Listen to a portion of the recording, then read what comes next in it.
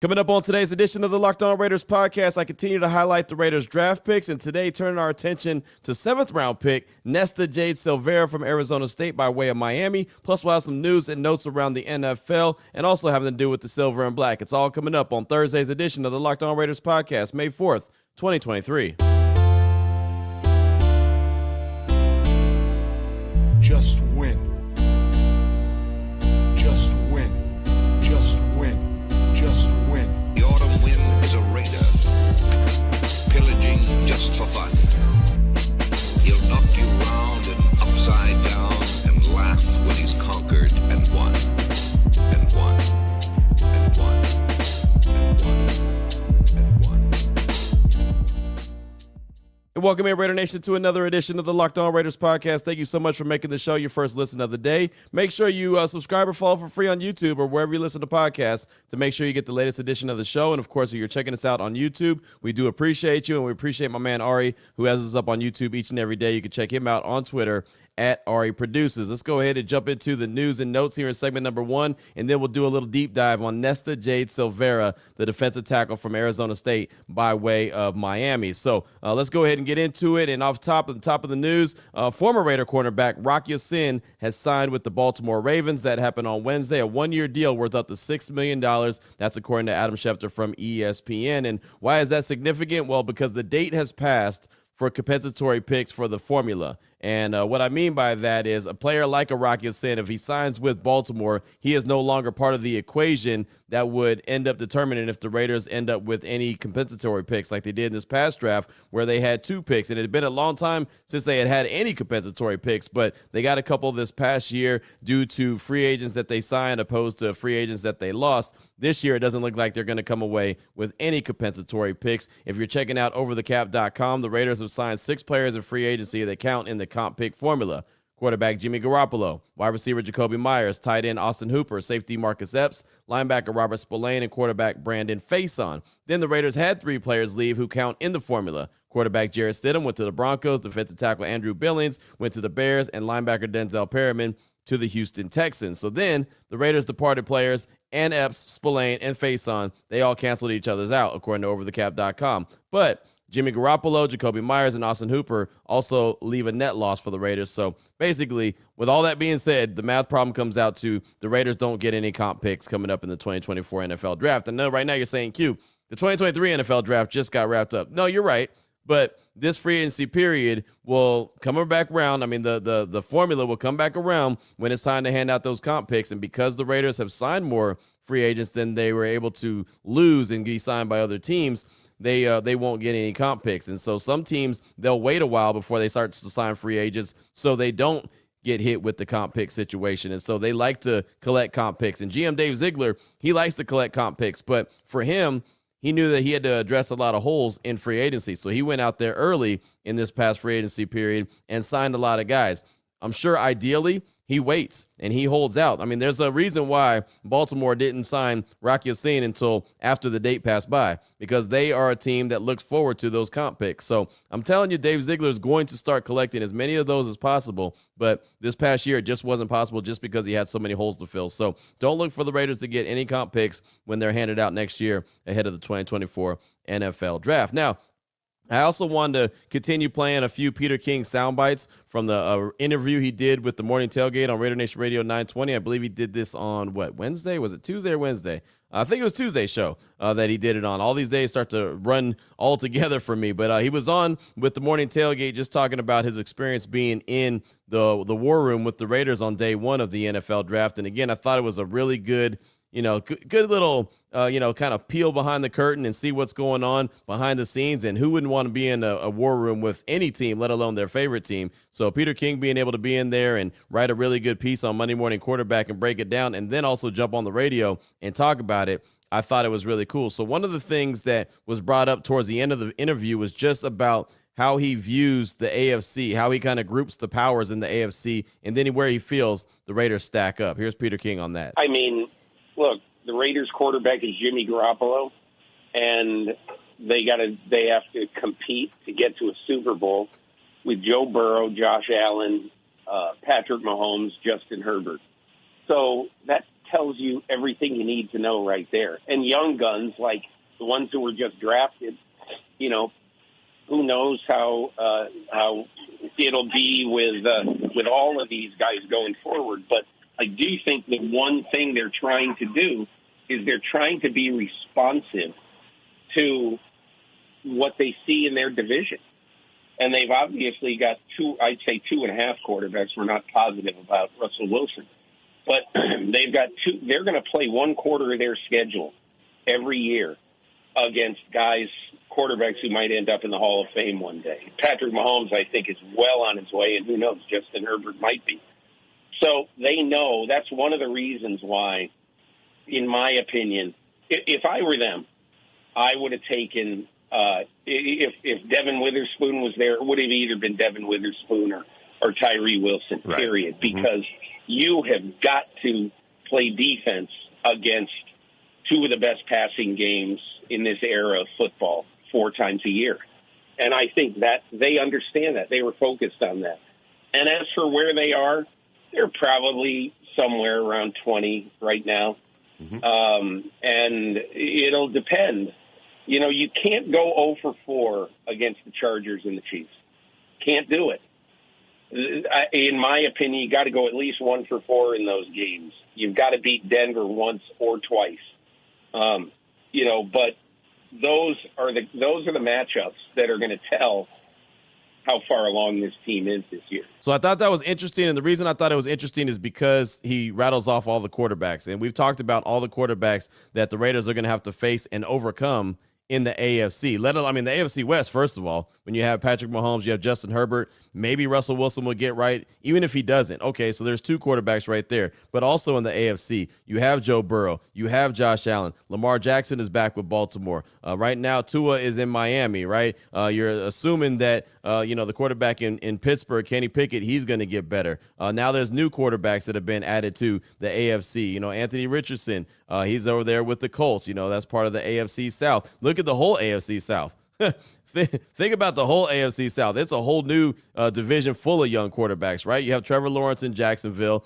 C.J. Stroud is in Houston. You got Will Levis in Tennessee. And I'm not saying all these quarterbacks are going to turn out to be great quarterbacks, but, they're young guns, and that's something that Peter King talked about in that piece right there. So I thought I'd bring that up. I thought it was some, really good stuff from Peter. Again, it was about a 20 to 25-minute interview that he did with the Morning Tailgate. Just like I said, really good stuff. And when Peter King is talking, I'm listening. When Peter King is writing, I'm reading. He's just that good and has that much respect. So thought that was a little interesting nugget that he dropped in the interview with the Morning Tailgate. And also, if you ever check out Upon Further Review on Raiders.com, Eddie Pascal does that show. Well, he's on paternity leave right now, so he's asked me to fill in to do a couple shows. But my man Jesse Merrick from News 3 LV, he's going to be filling in and do a couple shows. I think we're going to collaborate on the schedule release, which is going to be next week. May 11th is when the schedule is supposed to be released, the full schedule. We'll find out about the international games before that. The NFL does the slow drip process, primetime games. Then they have the overseas games. Then they have, the full schedule, the preseason games. They do it all. The NFL, like I said, a slow drip process. They love to just kind of give us the news and notes in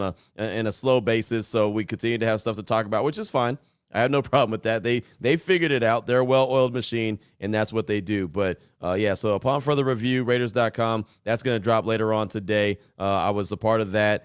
Jim Nagy from the Senior Bowl, he's the executive director of the Senior Bowl. He was on my radio show, Unnecessary Roughness, on Raider Nation Radio 920 on Wednesday. And, of course, the Raiders came away with a bunch of players from the Senior Bowl. 6 of the 9 people that they selected came from the Senior Bowl, if you include Tyree Wilson, who didn't participate, but he was out there in Mobile. Actually, 7 if you're talking about one of the undrafted free agents as well, one of the offensive linemen that they signed. So really 7 of the guys that they signed all came from the Senior Bowl. So Jim Nagy is part of that conversation if you missed it. So that's Upon Further Review. That'll be dropping on Raiders.com. So that's all the news and notes I have for you for segment number 1 of today's Locked On Raiders podcast. Coming up in segment number 2, part 1 of my conversation with Chris Karpman, sundevilsource.com. Wanted to have him on to talk about the 7th round pick, Nesta Jade Silvera. He's a guy, and I tell the story to Chris on here.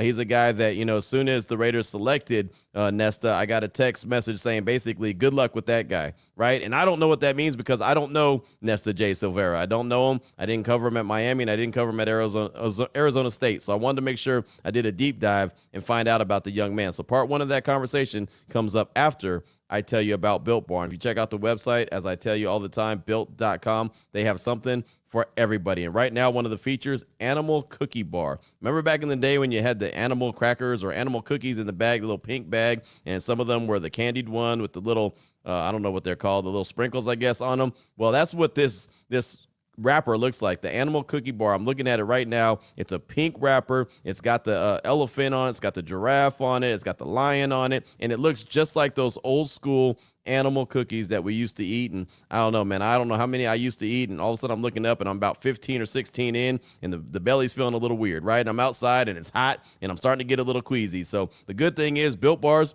they're good for you. So instead of those little candies that I was having, those candy cookies, this is a protein bar. Very low in calories, very low in sugar, but high in protein and high in great taste. And if animal cookies aren't your style, that's okay. Peanut butter puff is available. Coconut brownie strip bar is available. Peanut butter brownie balls are available. Cookie dough strip bar. Snickerdoodle chunk puff. Like basically there's something for everybody. I guarantee if you look at the website right now, built.com, you're going to find something that you could appreciate and something that you'll want to order. Just check it out today, built.com. Use that promo code LOCKEDON15. It's all one word, LOCKED on 15. The number is 15. That's going to save you 15% off your order when you go to checkout. Again, built.com, promo code LOCKEDON15.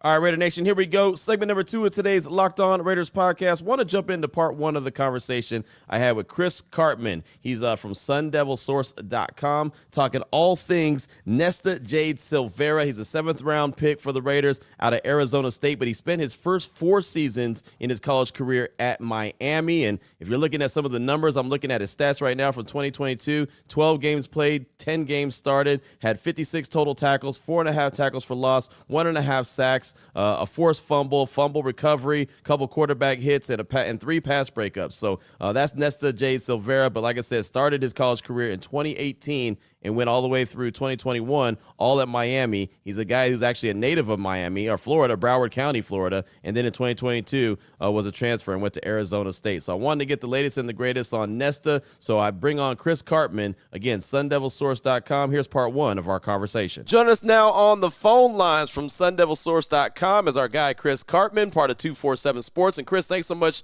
for your time this afternoon. Wanted to have you on to talk about Nesta Jade Silvera, a guy that played in Miami for 4 seasons, then transferred to Arizona State last season. The Raiders drafted him in round 7, and don't really know a whole lot about the young man except for that he was a pretty high recruit coming out of high school. So from what you were able to see the one season that he was there with the Sun Devils, what were your overall thoughts about Silvera?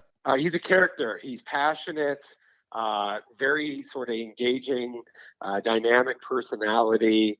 Really enjoyed kind of interacting with him. He pushed back by asking questions of his own when reporters spoke with him about different things. Also, has a good motor. There were some questions out there that I saw from other people about wondering how hard he played or how passionate he is for the game, but I really didn't see those as being limiting factors. He likes to get out and run for a D tackle. He's a guy who wants to be able to go chase down running backs or screens, quarterbacks, from the backside.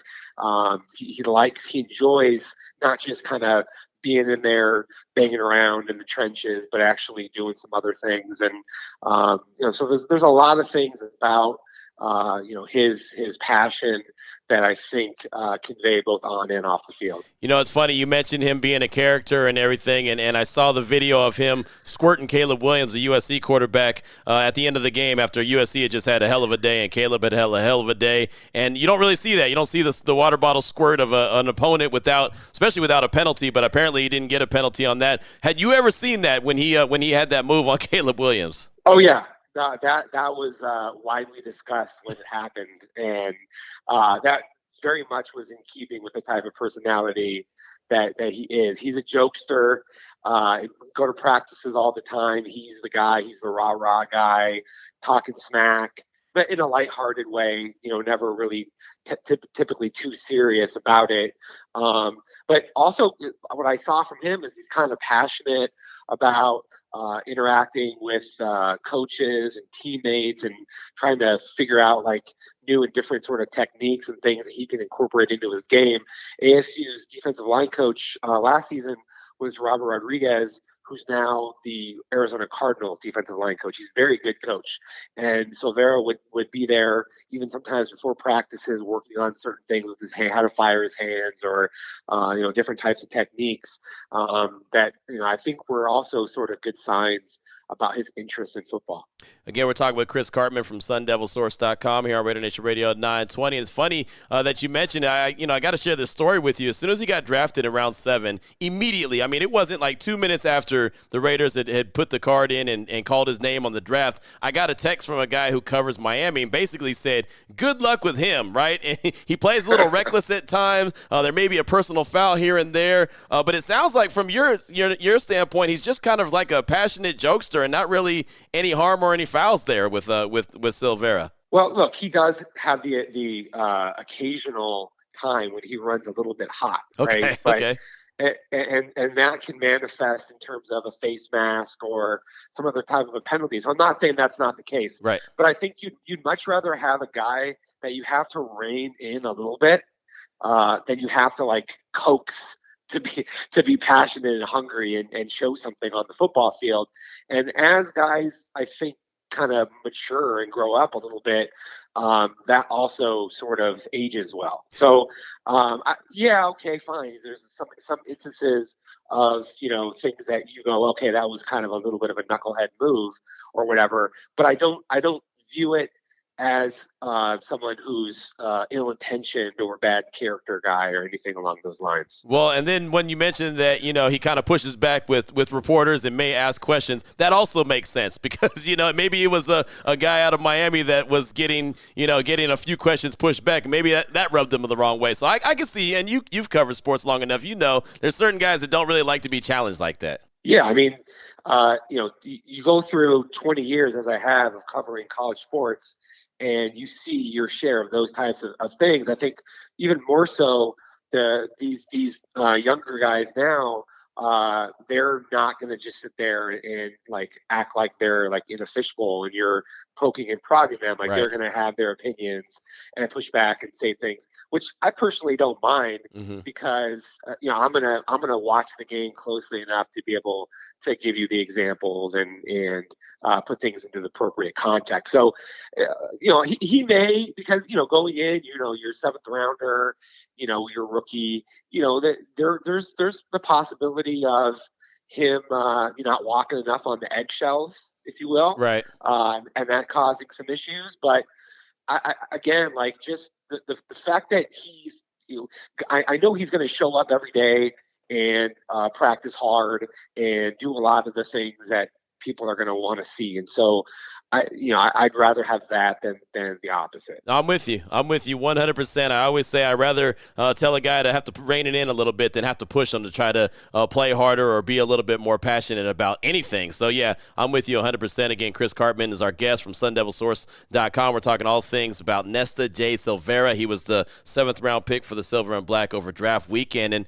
again, he's a guy that was in Miami for multiple years and transferred to Arizona State. Was that just a matter of wanting to play one more year in college due to the COVID year, or was that just, there's a better opportunity for him to thrive and really get the most out of himself there at Arizona State? Yeah, what he said was he felt like there were some things that he could do to refine his game a little bit more. And Rodriguez, having been previously with the Vikings as assistant D-line coach, was somebody that he connected with and told him straight up, like, there's things that you need to be better at before you go try to play at the next level. And that is something that he really sort of embraced, which is also sort of a good sign, right? He's not looking to just be told things that make him feel good and take the path of least resistance. He actually wanted to go somewhere where he thought he'd be able to get better. And then he showed that he was going to actually do that. So, and look, there's things about him that still need work. Right. I think he's a little bit too narrow at times with his feet. He has the ability to kind of get run out of position because of that. Where offensive linemen kind of take him where they're going in terms of blocking. Sometimes he's not going to sit in and sink enough and be able to just kind of anchor down. That's a little bit of an issue, I think. But he's not going to be like a big pass rushing, gap exploiting type of an interior tackle either. So he's to me, he's somewhat of a tweener between a nose and a 3-tech stylistically, which I think also probably contributed to him falling down to the 7th. So that was part one of the conversation I had right there with Chris Karpman, SunDevilSource.com, talking all things Nesta Jade Silvera, the defensive tackle from Arizona State. Coming up in segment number 3, we'll continue our deep dive. We'll get into part 2 of that conversation. Chris Karpman, again, SunDevilSource.com. We're talking all things Nesta Jade Silvera. This is the Locked On Raiders podcast. Here we go, Raider Nation. Segment number 3 of today's Locked On Raiders podcast. Time to jump into part 2 of the conversation as we continue to do our deep dive on different Raider players that were selected in the draft. And we're kind of scatter shooting. A lot of times I like to go with the first, second, third, fourth round pick, but this is kind of get them as you can get them, right? I mean, it's pretty difficult to, scatter shoot and try to find a bunch of different beat writers or guys that cover these players. But as I get them, I want to make sure to bring them to the table. So here we go. Part 2 of the conversation with Chris Karpman from SunDevilSource.com. We start off the second half of this conversation. I'm asking if he feels like Nesta is a guy that still has room to grow, or if he's going to kind of be who he is right now, like he's teetered out and peaked already. So here's Chris Karpman talking about if Nesta still has room to grow. Well, he actually clearly has areas where he's going to get better with his game. Mm-hmm. I think he, like I said before, he likes to be able to go hunt players that are kind of at range. But then what happens is sometimes he'll get overzealous and he'll get himself out of position when he's just responsible for an interior gap. You know what I mean? Right. And so you have to be able to kind of have that ability to, kind of understand what your role is and service that, as opposed to trying to make a play. I think, again, like his feet sometimes don't get wide enough, doesn't get a strong enough base, and then he's able to kind of get turned with his shoulder pads, and then that allows people to kind of run at him a little bit, or kind of take him, where he's already kind of headed, if that matches the blocking scheme. So there's areas where I think he absolutely will get better, but and I think he wants to get better. Another part of this is that he realizes that he's not a finished product and that there's a lot more things that he can absorb to kind of improve. Now, at the same time, he's not like a super high ceiling guy, right? Because he doesn't have like the frame or the length that you would typically associate with somebody who's going to have a lot more physical development. And he is sort of a in-between guy from a where are you going to actually line him up standpoint. He's not that bigger, more imposing guy that you want in a G-shade or 1-tech or whatever. And he's also not really a 3-tech type of a guy. So, but maybe that also it has a benefit in that if he's like, your fourth D tackle, right, then he's able to kind of come in and service a role, depending on what you need, at a position where you probably are going to rotate guys more than pretty much anywhere else on the field. Yeah, there's no doubt about that. Again, Chris Karpman is our guest from SunDevilSource.com. We just have a couple more questions for you, and the Raiders actually have some Sun Devil connections right now within the building. Darian Butler, undrafted free agent a year ago as a linebacker, and linebackers coach Antonio Pierce, who was there at Arizona State at one point as, I believe, defensive coordinator. Didn't he get all the way up to defensive coordinator before he left the program? So, yeah. Yeah, I watched those guys quite closely over the years. Antonio Pierce, very good linebackers coach. And he ended up being a co-coordinator with Marvin Lewis. And then in the last year, he was the play caller himself. And I think he did a good job in that role. Also, Darian Butler was just an absolute pro, even while he was still in college. Like, he's a guy who just always showed up, did his 111s, never had a big mouth, was a great teammate, always was sort of the example that you will, if you will, on the field.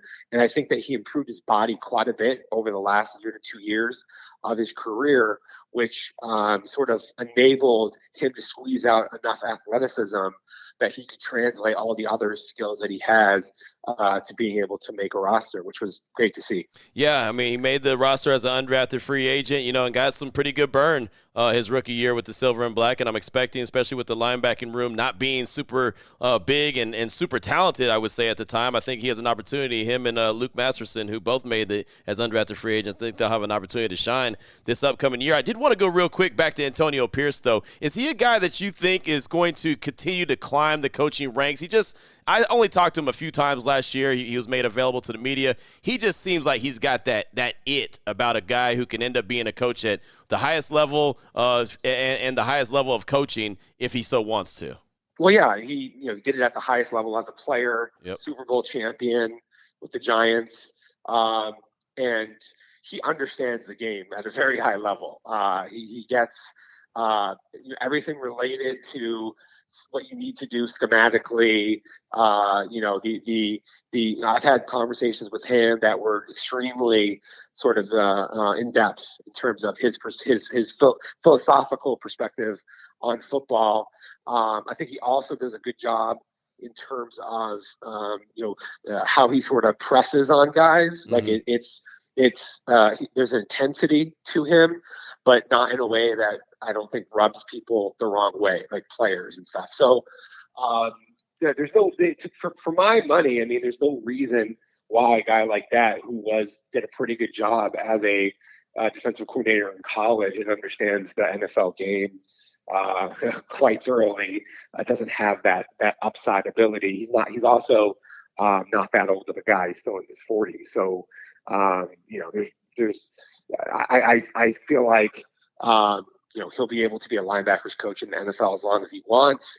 And when that's the case, you're probably going to get some nibbles to be able to move up beyond that. Yeah, no doubt. He just, again, his energy that he showed when he talked to us a couple times in the media, I thought was awesome. I thought he had a real opportunity to be a coach that players are going to like because, again, like you mentioned, he did it on the highest level, won a Super Bowl there with the Giants, so he's very relatable to players coming up. And, again, Darian Butler, obviously he had a lot of say in getting Darian here in Las Vegas. So that's pretty cool. So, Chris, fantastic stuff, my man. Really is. I just wanted to do a little bit of a deep dive on Nesta Jade Silvera. I definitely appreciate it. What do you guys got going on there with the Sun Devils? I'm sure spring ball is over and you're getting ready for fall coming right around the corner. Yeah, crazy stuff. ASU has 50 new scholarship players. Wow.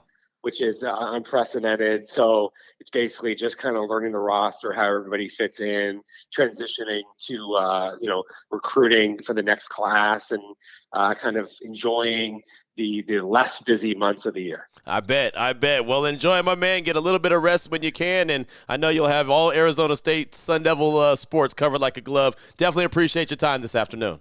No doubt. Thanks a lot. So there you go. Part 2 of the conversation, talking all things Nesta Jade Silvera, the 7th round pick out of Arizona State. And again, just kind of looking at his numbers and trying not to mess this up for YouTube, trying not to put the paper in front of the camera. But looking at 2022, again, he played in 12 games, 10 games started, 56 total tackles, 4.5 tackles for loss, 1.5 sacks, 3 pass breakups, 2 quarterback hits, and a forced fumble. So he did have some production, right? And it sounds like from what Chris was saying, he's a guy that is, he kind of runs hot. He's a guy that is a prankster. He's a character. I think that's how Chris described him, as a character. He's a guy that is passionate about what he wants to do, and I'm okay with that. Like Chris said in the interview, you rather have a guy that you have to say, hey, man, you got to pull it back a little bit, than a guy that, you have to kind of push to be better than what he's been, or push to care more than what he's showing. So, and I agree with that 100%. So hopefully he's a guy that can get to training camp and he can bust his tail. Like, I mean, most of the time you look at a 7th round pick and you think, yeah, he's probably not going to make the roster. We said that last year about Thayer Munford, the 7th-round pick out of Ohio State, and he ended up not only making the roster, but getting some burn his rookie year. So it's not out of the question that Nesta Jade Silvera could make the roster. And, again, sounds like a guy that's fired up, loves football, and, brings the heat and brings the passion and maybe runs a little bit hot sometimes. And, that's okay. As long as there's not a bunch of, late penalties or just, as I like to call them, like knucklehead penalties, as long as there's not those kind of situations, he'll probably fit right in